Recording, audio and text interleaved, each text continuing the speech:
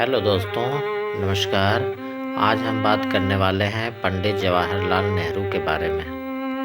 पंडित जवाहरलाल नेहरू भारत के प्रथम प्रधानमंत्री थे और स्वतंत्रता के पूर्व और पश्चात की भारतीय राजनीति में केंद्रीय व्यक्तित्व थे।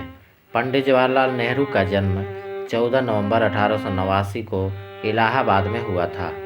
उन्होंने अपनी प्रारंभिक शिक्षा अपने घर पर निजी शिक्षकों से प्राप्त की। 15 साल की उम्र में वे इंग्लैंड चले गए और हैरो में 2 साल रहने के बाद उन्होंने कैम्ब्रिज विश्वविद्यालय में प्रवेश लिया, जहां से उन्होंने प्राकृतिक विज्ञान में स्नातक की डिग्री प्राप्त की।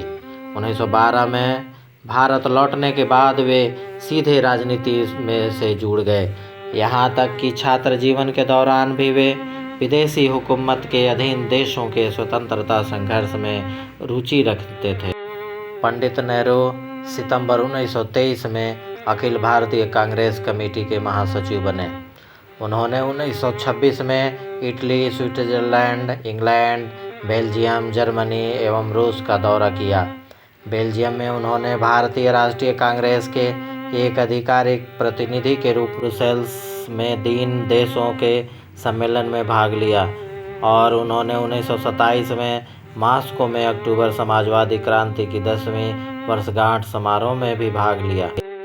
1929 में पंडित नेहरू भारतीय राष्ट्रीय सम्मेलन के लाहौर सत्र के अध्यक्ष चुने गए, जिसका मुख्य लक्ष्य देश के लिए पूर्ण स्वतंत्रता प्राप्त करना था। उन्हें 1930 से 35 के दौरान नमक सत्याग्रह एवं कांग्रेस के अन्य आंदोलनों के कारण कई बार जेल जाना पड़ा। उन्होंने 14 फरवरी 1935 को अल्मोड़ा जेल में अपनी आत्मकथा का लेखन कार्य पूर्ण किया।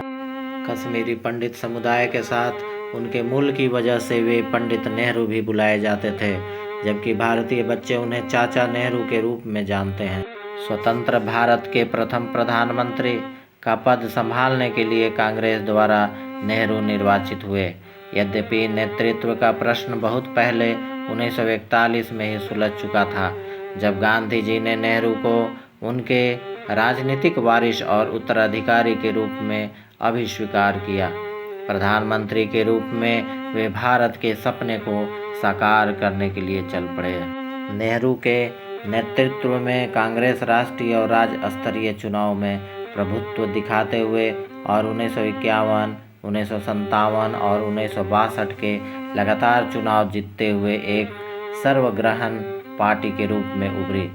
उनके अंतिम वर्षों में राजनीतिक संकटों और 1962 के चीनी भारत युद्ध के बाद भी वे भारत में लोगों के बीच लोकप्रिय बने रहे। भारत में उनका जन्मदिन बाल दिवस के रूप में मनाया जाता है। इस प्रकार की वीडियो देखने के लिए कृपया लाइक, शेयर और सब्सक्राइब करें। आपका बहुत बहुत धन्यवाद।